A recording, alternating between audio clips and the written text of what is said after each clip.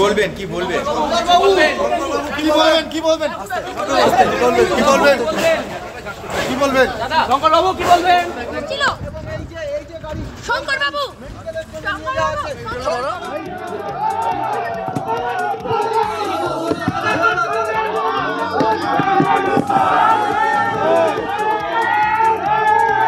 পরিস্থিতি খারাপ আছে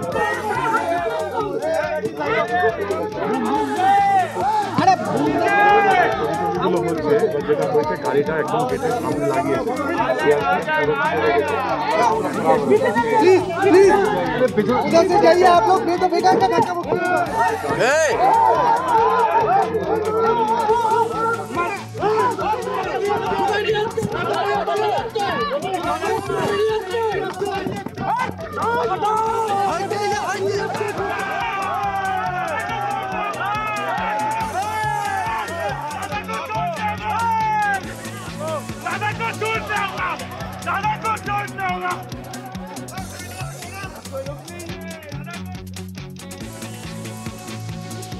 পাঁচই জানুয়ারি ইডির উপর শুধু সন্দেশখালিতেই হামলার ঘটনা ঘটেনি, আরও একটি হামলার ঘটনা ঘটেছিল ইডির আধিকারিকদের উপর।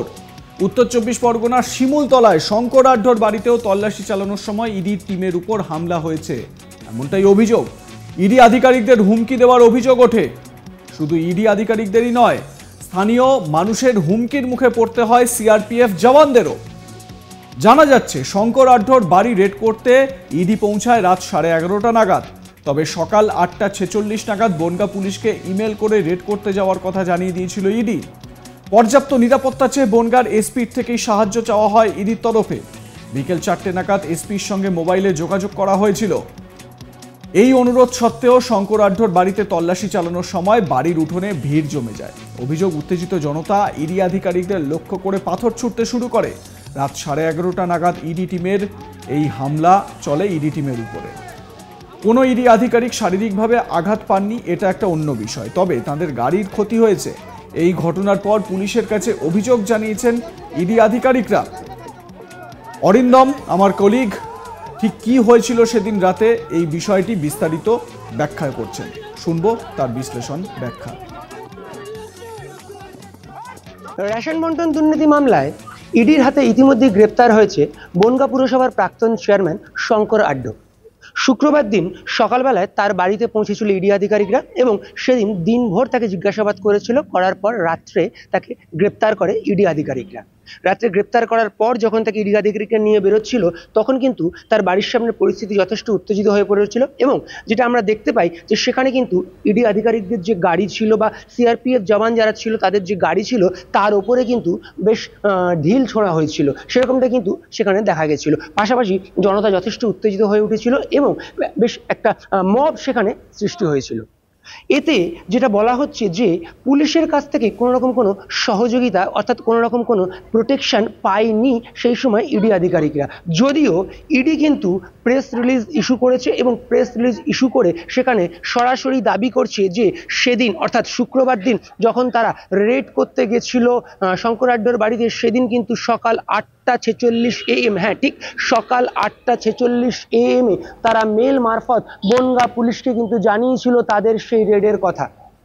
এরপর কিন্তু এই প্রেস রিলিজে তারা আরও জানাচ্ছে যে সেদিনই বিকেল 4টে নাগাদ তারা বনগাঁর এসপির সঙ্গে মোবাইলে যোগাযোগ করে এবং তার কাছেও কিন্তু পুরো বিষয়টা জানায়। অর্থাৎ পুলিশকে কিন্তু তারা পুরো বিষয়টাই জানিয়েছিল যে বনগাঁর প্রাক্তন চেয়ারম্যান শঙ্কর আঢ্যর বাড়িতে তারা রেড করছে এবং দীর্ঘক্ষণ ধরেই তারা রেড করছে, সকাল থেকে রেড চলছে। অর্থাৎ পুলিশের কাছে কিন্তু এই বিষয়টা অজানা ছিল না বলেই কিন্তু ইডি তার প্রেস রিলিজে আজকে দাবি করেছে।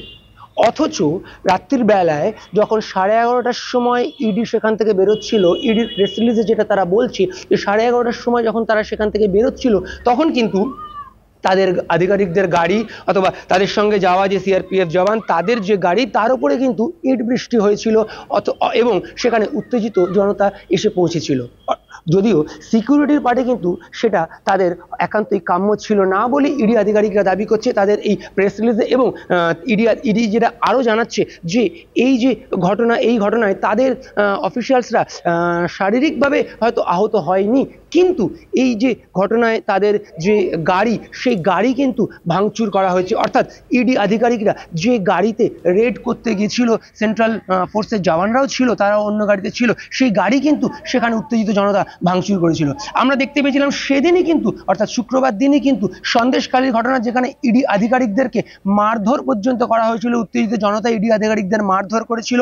পাশাপাশি যেটা আমরা ইডির প্রেস রিলিজে থেকে জানতে পাচ্ছি যে সেদিনের যে ঘটনা, অর্থাৎ শঙ্কর আড্ডের বাড়িতে যখন তারা রেড করতে গিয়েছিল, শঙ্কর আড্ডের বাড়িতে রেড করার সময় কিন্তু তারা সকালবেলাতেই বনগাঁ পুলিশকে জানিয়েছিল মেল মারফত বলে, যেটা ইডি প্রেস রিলিজে দাবি করেছে।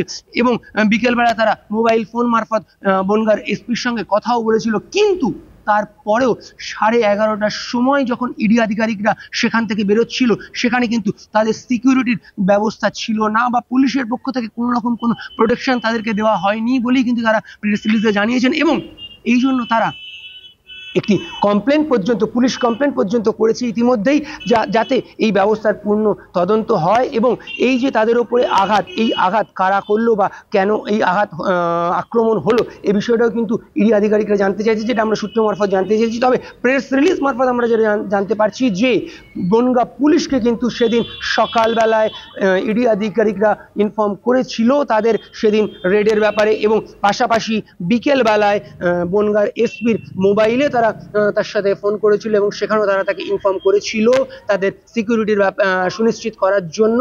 তা সত্ত্বেও রাত্রির 11:30টার সময় যখন সেখান থেকে তারা বেরোয় শঙ্কর আড্ডকে নিয়ে, তখন কিন্তু তাদের গাড়ির ওপরে ইট বৃষ্টি হয় বলে ইডির প্রেস রিলিজে রয়েছে। এবং পাশাপাশি তাদের যারা ওখানে ছিলেন তাদের উপরে উত্তেজিত জনতার আক্রমণও হয়েছিল বলেই কিন্তু আমরা ইডির যে প্রেস রিলিজ তাতে জানতে পারছি। এবং এই মর্মে একটি পুলিশ কমপ্লেন পর্যন্ত হয়েছে, এটাও আমরা ইডির যে প্রেস রিলিজ সেখান থেকেই জানতে পারছি।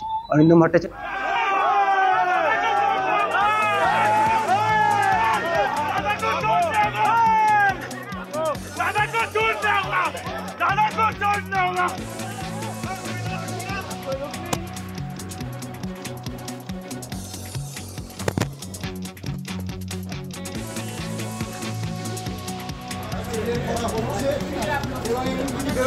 কি বলবেন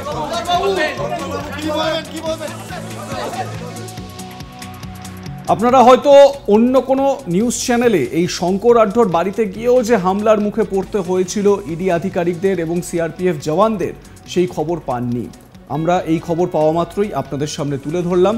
কেমন লাগছে আপনাদের আমাদের বিভিন্ন ধরনের কন্টেন্ট, বিভিন্ন খবর জানাতে ভুলবেন না কমেন্ট সেকশনে। দেখতে থাকুন আজ তাক বাংলার ইউটিউব চ্যানেল, সাবস্ক্রাইব করে নিন চ্যানেলটি, এবং আজ তাক বাংলার হোয়াটসঅ্যাপ চ্যানেল ফলো করুন। বিভিন্ন খবরের আপডেট একই জায়গায় পেতে থাকুন।